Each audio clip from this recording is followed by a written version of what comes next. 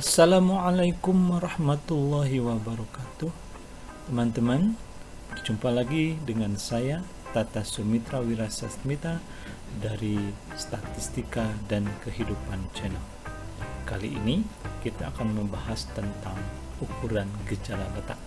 Lupakan dulu judul tadi yang sudah dibaca, anggaplah kita belum tahu ukuran gejala apa yang akan kita hitung atau pergunakan. Karena pada intinya teman-teman itu jangan hanya sebatas menggunakan rumus saja, tetapi justru yang lebih penting lagi memahami untuk apa rumus itu dipakai, untuk hitungan seperti apa. Baik, nah misalnya teman-teman dihadapkan dengan permasalahan sebagai berikut. Seorang dosen akan memberikan prioritas mengikuti program akselerasi kepada 25% mahasiswa dengan kelompok IQ tertinggi di universitasnya. Untuk menentukan berapa batas terendah IQ pada kelompok tersebut, dikumpulkan sampel data IQ mahasiswa sebagai berikut: 109, 101, 114, dan seterusnya sampai 104. Sekarang tugasnya adalah tentukan batas tersebut. Jika teman-teman mendapatkan soal seperti ini, yang harus difokuskan pertama sekali adalah adanya kelompok. Di sana sebutkan 25% mahasiswa pada kelompok IQ tertinggi. Nah, kalau kita bicara soal kelompok, kemudian tertinggi, lalu ada istilah terendah. Jadi kita bayangkan bahwa sebaran skor yang kita miliki itu tersebar dari yang minimum hingga maksimum atau paling tinggi. Nah, jadi sudah diurut dari yang paling kecil ke yang paling besar. Kalau kita berbicara kelompok tertinggi, maka ada di sini, di atas atau di sebelah kanan. Makanya pertanyaan juga adalah batas terendah. Karena kalau 20% tertinggi, artinya ke atasnya batasnya sudah tidak perlu dicari lagi. Tapi yang perlu diperhatikan adalah minimal berapa atau paling rendah berapa. Nah, kalau kita berhadapan dengan kasus ini, berarti kita akan mencari nilai apa? Benar, kita akan mencari ukuran gejala letak. Kalau teman-teman masih ingat uraian saya sebelumnya terkait dengan konsep ukuran gejala letak yang ini, dari mulai median, kuartil, desil, persentil. Sekarang kita bicara 20%, berarti 100 dibagi 20% adalah 4, maka kita akan fokus kepada kuartil.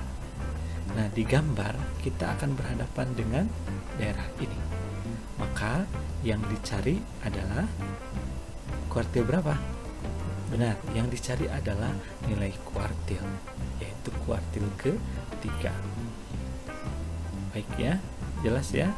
Berdasarkan rumus tadi, maka kita bisa uraikan ya dengan rumus umum kuartil itu kan KI sama dengan data ke I kali N plus 1/4.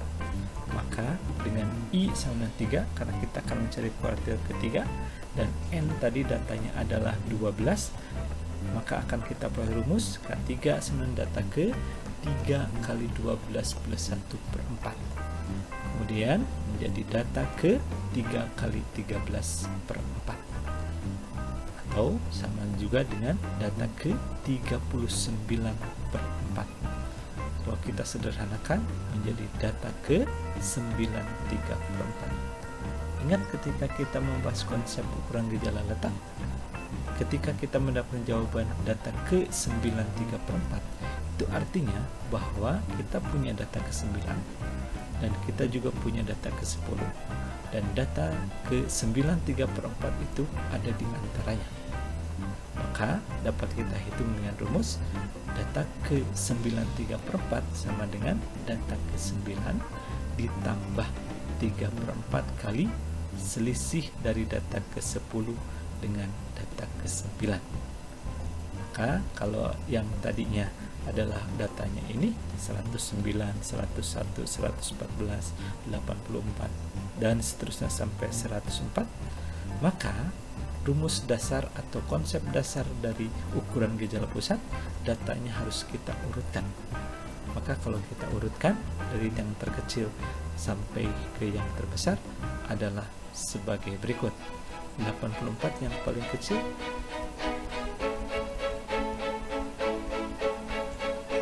ke-11 adalah 115, dan ke-12 adalah 135. Berdasarkan data ini, maka kita peroleh data ke-9 yaitu 109 ditambah 3/4 kali data ke-10 nya adalah 114 dikurangi data ke-9 yaitu 109, maka diperoleh 109 ditambah 3/4 kali 5, atau sama juga dengan 109 plus 15/4 sama dengan 109 plus 3/4 atau sama dengan 112 3/4. Berdasarkan hasil hitungan tersebut, yaitu K3 sama dengan 112 3/4, maka sekarang dapat kita simpulkan bahwa batas terendah nilai IQ dari 25% kelompok tertinggi adalah 112 3/4. Dengan kata lain, dapat disimpulkan bahwa untuk dapat mengikuti program akselerasi minimal atau paling rendah, nilai IQ-nya harus 112 3/4.